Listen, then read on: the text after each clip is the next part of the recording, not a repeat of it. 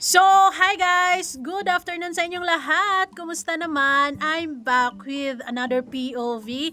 So, ngayon guys, magbibigay lamang ako ng point of view dito sa mismong saloobin ni Kalinga Prab. So, medyo maikli lang naman tong nakuha nating video sa live niya mismo. At doon mararamdaman natin na malungkot si Kalinga Prab, dismayado, at talagang nasasaktan syempre naman. Kung nasasaktan nga tayong mga manonood lamang, how much more na si Kalinga Prab yun eh. Siya yung nagbuo ng love team na akala natin, or hindi akala, totoong sumakses talaga.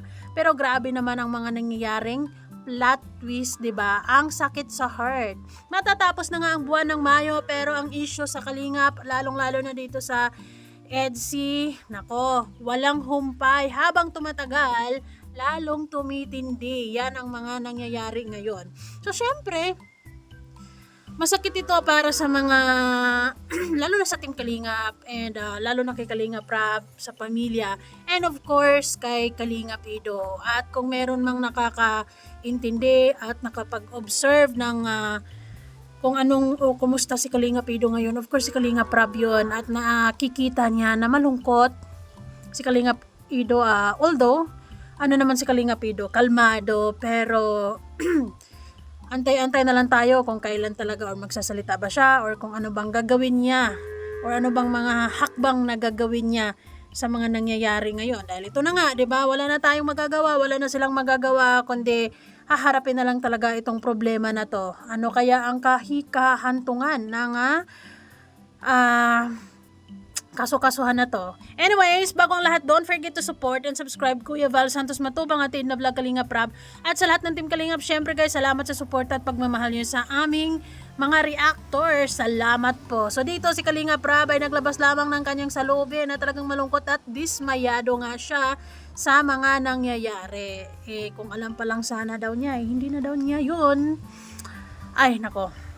Pakinggan na lang muna natin. Pero kung totoo man na nakasuhan siya, grabe na yun. Yes. Ibang ano na yun, ibang usapan na yun. Ibang usapan. Sobra nga eh. Habang tumatagal, parang walang balak pakumbaba. Walang balak ayusin. Although I think naman after nang nakiusap si Kalinga Pido sa pamilya with nanay niya, and of course with Kalinga Prab, at sa lahat ng pananahimik ni Kalinga Pido, at kung hindi pa talaga sila madadala sa pakiusap, wala na tayong magagawa dyan. Kundi kaharapin na lang talaga ni Kalinga Pido. Stay strong na lang siya, lalo na, 'di ba? At nakikita niyo naman yung aura ni Kalinga Pido ngayon, stress, at talagang well, good thing for him, kasi imbis na magmukmuk, imbis na alam mo yun, magiging sad boy, although sad boy talaga yan deep inside, hindi naman maiwasan kung ganyan naman kalaki ang mga nangyayaring issue ngayon, talagang nakakalungkot, pero he's still focusing lalo na sa kanyang mga mission sa araw-araw, 'di ba? Hindi niya pinababayaan yung mga bini niya, lalo na, and although may problema, pero tuloy ang buhay. Ano yun? Kung si Incidents nakasuhan, kahit ako mismo, di ko matatanggap yun. Grabe nga eh. Mahirap tanggapin yun na alam ko kasi ang istorya, alam ko din yung simula, no? Paano ba to harapin ni Kalinga Pido? Hindi kasi, parang feeling ko talagang gusto nilang magsalita si Kalinga Pido eh. Although sa panahong ito, sigurado ako meron naman ng legal advices itong si Kalinga Pido. For sigurado, baka may abogado na yan, nag-ask na rin ng advices, lalo na sa mga expert, kung anong gagawin niya sa mga nangyayari ngayon, 'di ba? And maybe that's one factor kaya siya hindi nagsasalita. And kung kailangan man niyang magsalita, syempre sa tamang lugar at hindi sa SOCMED. Kasi alam naman natin, kapag sa SOCMED naman siya magsalita, ay maraming magre-reaction, lalo na maaring may mag-side sa kanya, maaring mamaliin naman yung sasabihin niya, may hindi maniniwala. Pero ganun pa man, sa mga nangyayari kasi ngayon, talagang nakakalungkot dahil humantong sila sa ganito. 'Di ba? I mean, hindi talaga naisip ni ex Kalingap Angel, ni Vian, na nung walang-wala sila, nung mga panahong walang-wala, may mga taong naniwala sa kanila or tumulong, di ba? At least yung pinagsamahan man lang ay iniisip na lang na wag nang ituloy yung kasukasuhan na yan kasi it's not easy, stressful pati, magastos, tsaka matagal ang proseso. 'Di ba? Pero willing talaga sila So be it, no? Alam ko yung sakripisyo.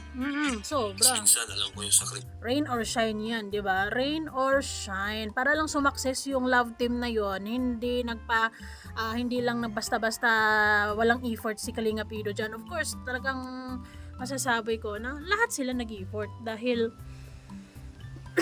sumakses nga. So, yung effort talaga niya is masasabi natin na well paid off, pero may plot twist nga. Passion yan. Tapos bandang huli ganun lang pala yung Nangyayari. ganito lang yung matatanggap. Alam ko lang na ganito talaga yung mangyayari sa kanya. Hindi ko na sana siya inilove team kaya yan dun sa isa, no? O, di ba? Sa word pa lang na yon na sinabi ni Kalinga Prab na kung sana ay alam niya na ito yung kahihinatnan, ito yung mangyayari ay hindi na sana niya binuo yung love team na EDC. Kasi sa bandang huli pala ay Tulfo, 'di ba? And yes, hindi perpekto ang Kalingap, hindi perpekto ang of course Kalinga Pido sigurado, 'di ba? Pero hindi deserve na umabot sila sa Tulfo. 'Di ba? And pero na lang kung talagang sobrang bastos yung tao, pero na lang kung talagang sobrang walang hiya yung tao at ganito ganyan yung nangyayari, pero I doubt it na umabot si Kalinga Pido sa puntong 'yon. And sana ay diba, may considerations. But anyway, since talagang matapang sila, talagang sigurado, or I mean, porsigido sila sa ginagawa nila ngayon, wala na talagang choice si Kalinga Pido dyan, kundi harapin na lang. At syempre, maging matibay si Kalinga Pido, stay strong, kasi mahaba-habang proseso pa talagang kakaharapin niya ngayon. Wala na, kumbaga andyan na talaga, diba? Hindi na maawat, kahit anong pakiusap siguro, nagpakumbaba naman na si Kalinga Prab nung nakaraan ay nag-message na rin o nag-comment na rin na sana ay 'di ba? Pero parang walang dating, parang wala na, sinakop na talaga yung puso nila ng galit, tampo, or talagang ganun.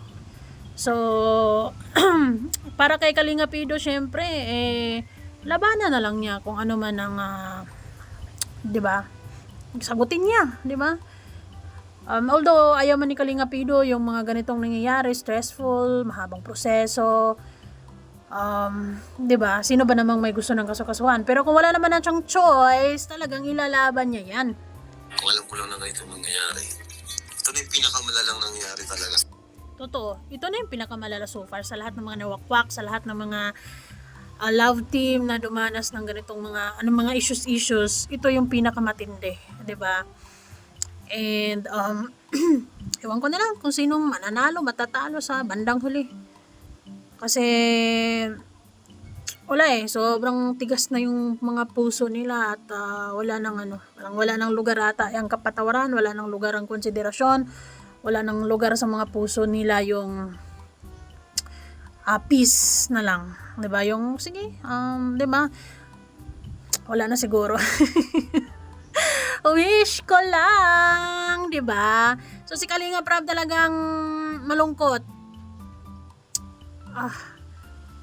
Paano ba? Ano bang solusyon sa tingin nyo, guys? Syempre, ang gagawin na lang talaga ni Kalinga Pido dyan is maging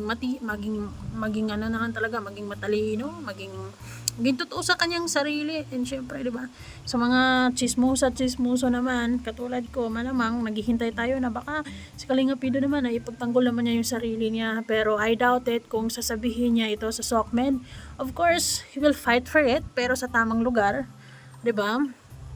Kasi alam ni Kalinga Pido, once na magsalita siya, imbis na katahimikan, ay nako, sandamakmak na opinion sigurado. At yun ay hindi naman niya nasaklaw, hindi na niya mapipigilan kung ano man ang reaction ng bawat isa. Kasi kung magsasalita siya, di ba? Pero wala. Sobrang sobrang malaki. Ito yung so far, ito yung pinakamalaking pagsubok ng Kalingap. And of course with Kalinga Pido, di ba? Di niya inaasahan na ganito yung magiging trauma. Trauma to masasabi ko trauma Ano ba naman, umabot kayo sa tulpo, may mga kasukasuhan pa. Di ba? Pero sana mahanap pa rin nila yung kapatawaran sa mga puso nila at manatili pa rin yung sana yung kaayusan na lang yung iisipin or 'di ba kung maayos naman sa pakikiusap, kung nagpakumbaba naman ang Kalingap or si Kalingap Ido, why not to consider, 'di ba? Hindi naman kailangan bumalik, 'di ba? Pero kung talagang sigurado sila sa mga kaso na yan, wala talagang choice si Kalingap Ido kundi harapin niya yan. Diba? Sayang pinagsamahan. Pero sa totoo lang, sila lang naman yung nakakaalam kung ano ba talagang totoong nangyari, bakit humantong sila sa ganyan. So yun naman guys, salamat sa inyong lahat.